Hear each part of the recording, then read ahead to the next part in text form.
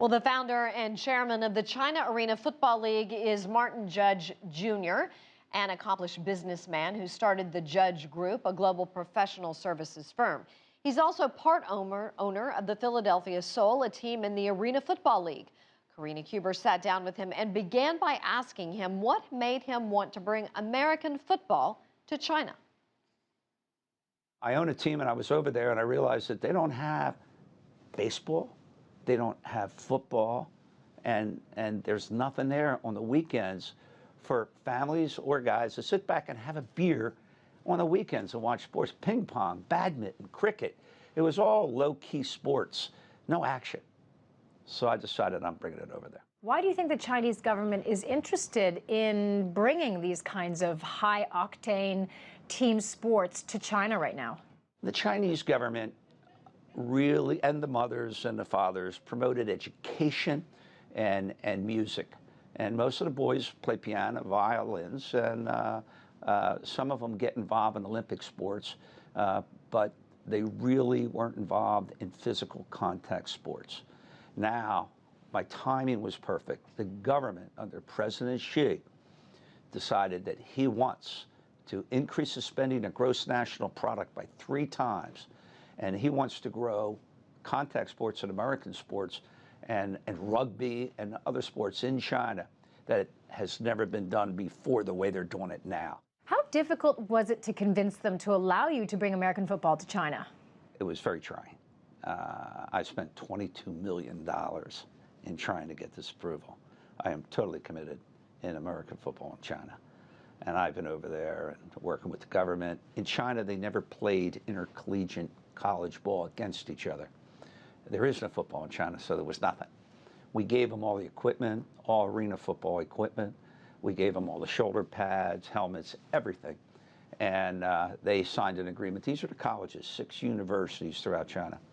They signed a contract and agreement that they would interplay throughout the year, keep training, and then we were going to have a championship game at the end of the year in Beijing. And that happened in 2014. Before that, though, in 2013, I brought all-stars over from the Arena Football League.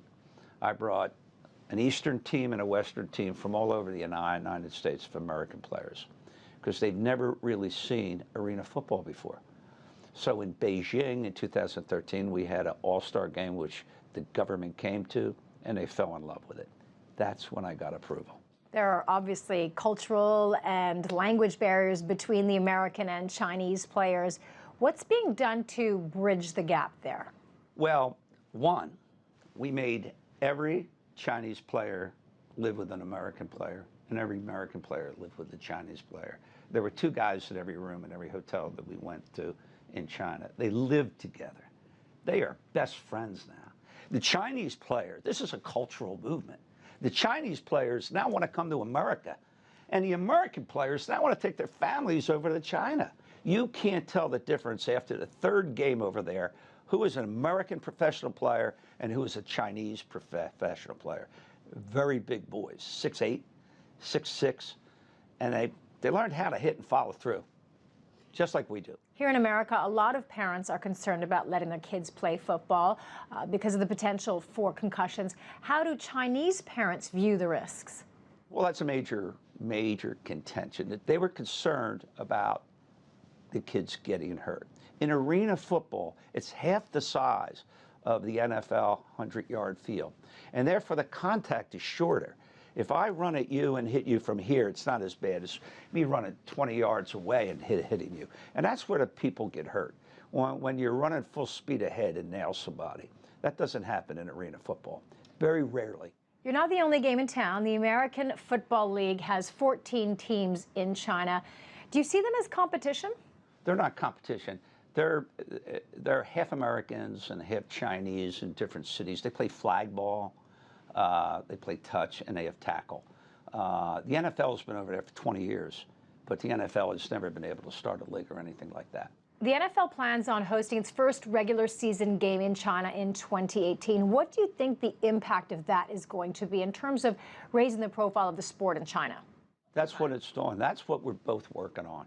We're bringing a profile, we're bringing entertainment, we're bringing viewers. Viewers are increasing every minute. They love football. Football didn't exist 7 years ago there. Like the Super Bowl was not even televised over there 7 years ago. You know, and the Super Bowl's great. We love it. Now, Marty, you're a businessman, so I know this is important to you. What is the market potential of American football in China? Unbelievable. Billions of dollars. Billions of dollars. The NFL right now is worth $20 billion. I only have CAFL, which is China American Football League, valued at $100 million.